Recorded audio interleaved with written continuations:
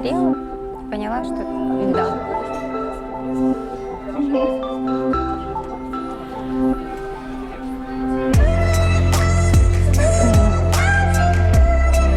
Спасибо.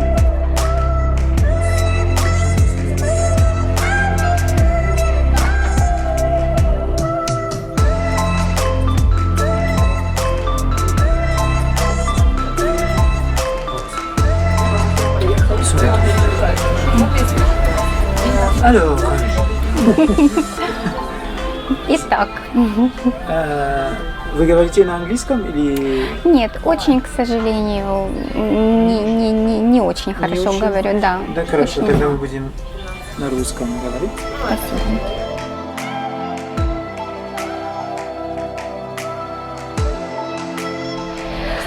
Меня зовут Алена, можно Елена. Мне 46 лет. Я родилась в Киеве. Я работаю на автоцентре большом. Работаю специалистом по работе с клиентами, менеджером по работе с клиентами, с трудными клиентами. То есть я стрессоустойчивая, такая стабильная, бесстрашная, потому что в основном работаю с мужчинами. Я привыкла к общению с мужчинами, и как бы это моя специальность, скажем С так. мужчинами в автоцентре? Да, у меня такая. Как они себя ведут? По-разному. Да. Украинские мужчины, да, они могут быть очень такими жесткими, очень. С вами? Со мной очень-очень, ну, это бывает очень редко, но я знаю, что могут быть очень нервными, очень такими разными. То есть приходится сталкиваться с... Это бывает крайне редко, но бывает. То есть приходится принимать решения, приходится как-то конфликты улаживать. Это очень полезно, не только через суд, но и лично. Ну, я замечаю, что вы спокойно, вы равно лишь... Ну, может быть, да. Я стараюсь быть, баланс какой-то держать, потому что когда разговариваешь, я немножко сейчас, конечно же, волнуюсь, и еще мне это помогает говорить с вами, да. Когда работаешь, уже о многих вещах не задумываешься, это все уже отработано, это уже все как-то легче намного. Сейчас мне, я скажу честно, тяжелее держать этот баланс. Сейчас? Да, немножко я нервничаю. Почему? Потому что это у меня первый раз такая ситуация, Потому что камера? когда... Да, потому что камера, я... не каждый раз, не каждый день, скажу честно, снимаюсь, да. Это первый раз? Да, конечно, на видео нет, то есть мы делаем там какие-то семейные, там бывало ролики, да, на отдыхе мы делаем ролики, да, но вот так как-то с чужими людьми это первый раз. Первый раз? Да. Но я благодарен вам, потому что это помогает и нас, и вы найти свою... Потому что мужчины... Есть иногда мужчины, которые регистрируют только ради... когда они видят видео, вас они могут регистрировать именно, чтобы встретиться с вами. Да. Потому что это помогает мужчине знать вас на расстоянии, узнать о вас. Я думаю, что вы правы, это очень полезно. Да, очень. Вот мне позвонила Инна, и сразу я же согласилась, хотя я была совершенно не готова к этому, я не представляла, о чем я буду говорить, но я поняла, что это прекрасный такой вот прекрасная возможность, чтобы тебя увидели, чтобы мужчина понял, кто ты примерно, приятно ты будешь, неприятно, и выбрал. Потому что фотография это очень сухо, это то, что ты видишь. А когда лицо, мимика, глаза – это совершенно другие вещи, да, это очень… Вы молодцы, вот вы работаете, Я была поражена, конечно. Это вам плюс большой. Большое вам спасибо. Я очень довольна вот этим решением вашим. Мне очень, да, понравилось. Я согласилась сразу же. И вам 46? Да, мне 46 У лет. вас есть детей? К сожалению, нет. Нет? Нет. Я не смогла из-за своих проблем со здоровьем, я не смогла вовремя родить ребенка. И потом у меня была неудачная операция. И после этого мне сказали доктора, что даже искусственное я не смогу сделать. И мы расстались из-за этого с мужем моим. А, вы расстались Да. из-за этого? Да, это 2 года назад уже было. Печально так все произошло, но это жизнь. Ну, я вам скажу честно, есть очень много мужчин за 50, которые хотят встретить женщину без детей. И Да. очень много. Большинство, значит, для вас это плюс. Я думаю, что это... Я должна вам сказать, что я думаю, что сейчас я пережила этот момент, мне было сложно, но я сейчас должна вам сказать, что это больше плюс. Да. И я сейчас совершенно свободна. К сожалению, в моей жизни так получилось, что мои родители ушли, уже их нет. Детей у меня нет. И меня здесь ничего не держит. Да.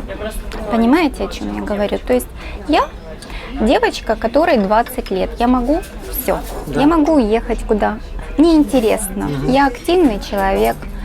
Я приятный человек. Я открытый. Я люблю общаться.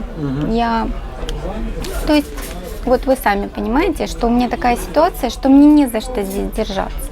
Да, родственники, да, друзья, но мы все уже настолько взрослые, что мы общаемся, мы по полгода друг друга не видим.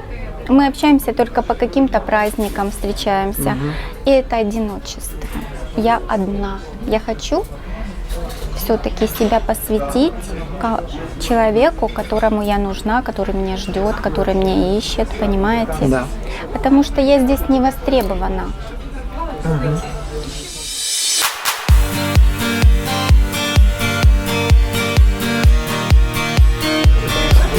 Все хорошо, да?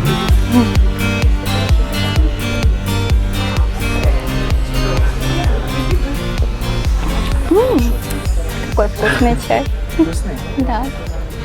И какие разницы по возрасте вы готовы рассмотреть для вас? Потому что это вопрос, который для вас. Как вы относитесь к этому? Я не хочу ставить какие-то приоритеты в этом. Я поняла, что очень все индивидуально. Я знаю, что всегда хотят намного младше себя спутника, да, мужчины. Возможно, это правильно. Я могу общаться в компании, у меня подругам сейчас, моим подругам, с которыми я, наверное, больше общаюсь, одной 25, другой вот 22. Это мои подруги, которые вот я часто общаюсь, потому что мои взрослые подруги, они уже замужем, они уже с семьей, и мы реже, мы только вот как бы так по телефону в основном общаемся, это такие встречи дорогие мне, но это намного реже встречи, поэтому по работе у меня сейчас, я начальник как бы, у меня в подчинении люди, и я с ними общаюсь. И я не могу сказать, что и мне комфортно. Я могу общаться как со взрослыми людьми, я могу общаться также и с молодыми людьми. Для меня нет какого-то... Все индивидуально.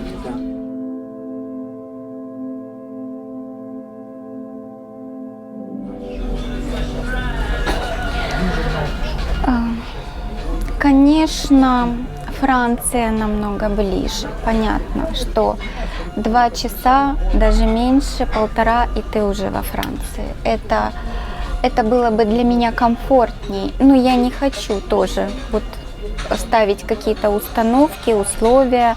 Единственное, вот какое у меня условие, это я бы хотела, конечно, жить обязательно в городе. Достаточно большом городе, потому что я киевлянка, я привыкла к городу. Я здесь вот с 3 лет, вот здесь 2 лет, я помню Крещатик, понимаете? Я выросла в городе, и я привыкла к этой городской жизни. Я привыкла за собой ухаживать, как горожанка. Многие такие вещи. Я обожаю природу, я обожаю выезжать куда-то на дачу, поработать даже там в земле, там что-то посадить, поковыряться. Но это чуть-чуть. В лес пойти, на речку пойти, святое дело. Но все-таки я бы хотела быть горожанкой. Хотя тут, знаете как, тут все зависит от человека. Сколько у меня было там 2 мужей, да, вот, и с одним человеком я там жила, например. Они совершенно разные люди, и совершенно разный комфорт, и совершенно разная жизнь. И это тоже интересно. Это тоже интересно. Я не могу сказать, что вот это или это. Это будет, наверное, неправильно. Потому что я могу отказать человеку, который мне будет очень меня чувствовать, подходить мне, и он из-за того, что я сказала нет, он не будет смотреть,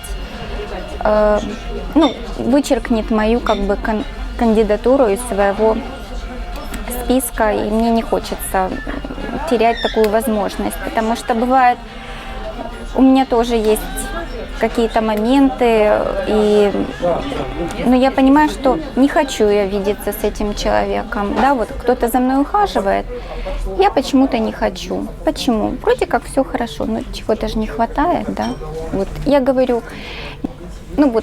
горожанин, умный, со статусом, да, мужчина, но есть еще какая-то другая линия, по которой мы почему-то выбираем себе спутников, да, из десятков людей мы себе почему-то выбираем одного человека, и мы с ним начинаем общаться, и мы потом понимаем, что мы хотим быть с ним, видеть его, кормить его завтраком, и мы хотим просыпаться с ним и засыпать с ним. То есть это вот какой-то такой момент, может быть, да, сыграет.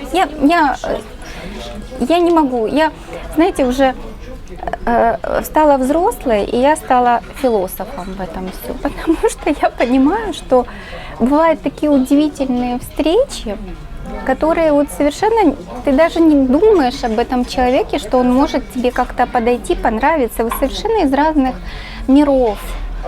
У вас ничего общего не может быть, и тебе так с ним интересно, что просто удивительно. Я даже вот смотрю на своих подруг, теперешних, которым вот молоденькие девочки, я никогда не думала, что мне будет с ними интересно. Очень интересно. И им тоже со мной, я так понимаю, потому что мы очень плотно общаемся, дружим. То есть это удивительно.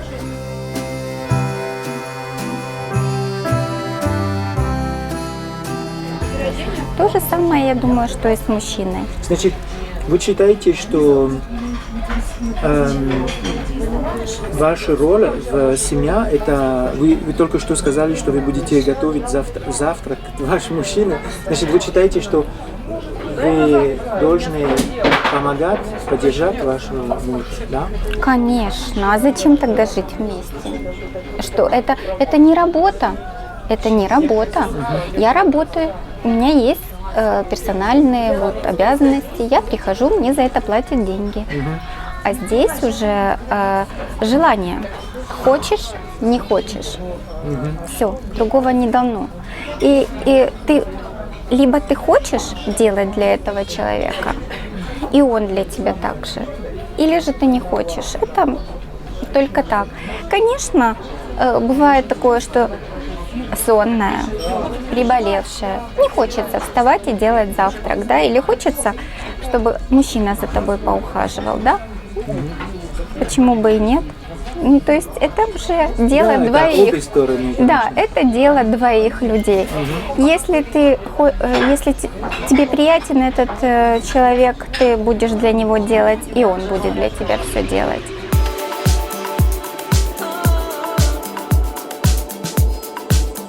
А вы Да. считаете, что это любовь на первого взгляда или любовь строится постепенно, когда вы узнаете человека больше?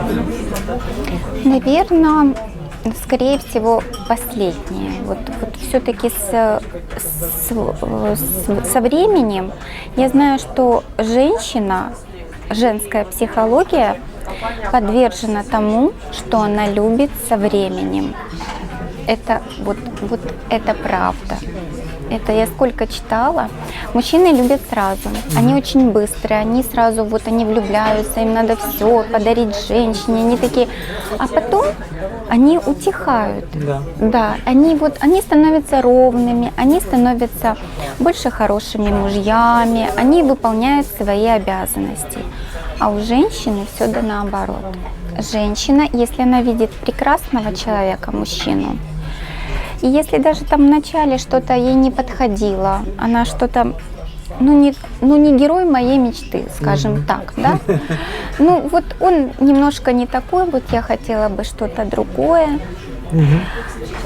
Если мужчина проявит к ней уважение, внимание, теплоту, любовь, да, это украинские женщины вот такие. Я не знаю, как другие женщины, но мы очень благодарны. Да. Мы очень благодарные люди.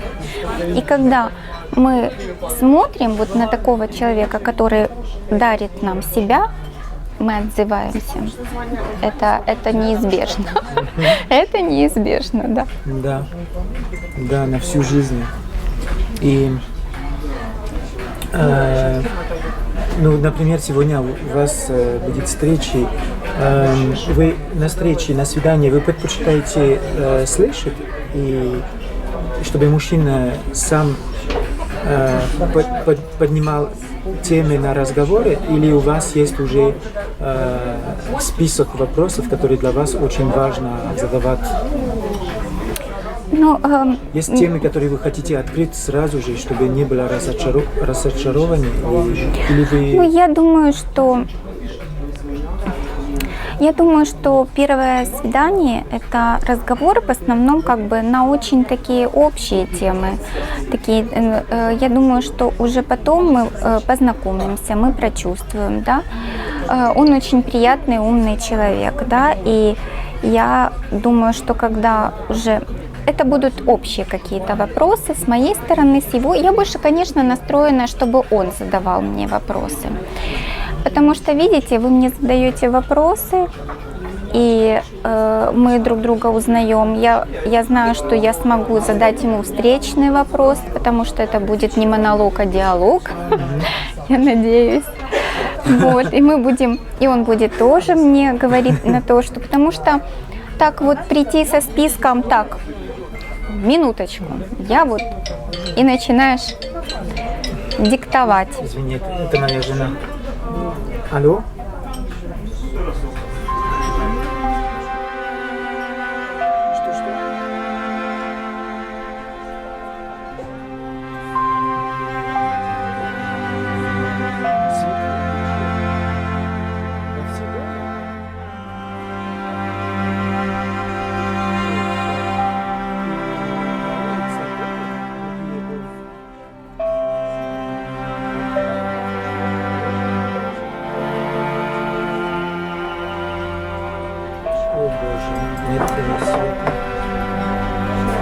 Такие Борислава, моя жена, она в Канаде сейчас, Да. да?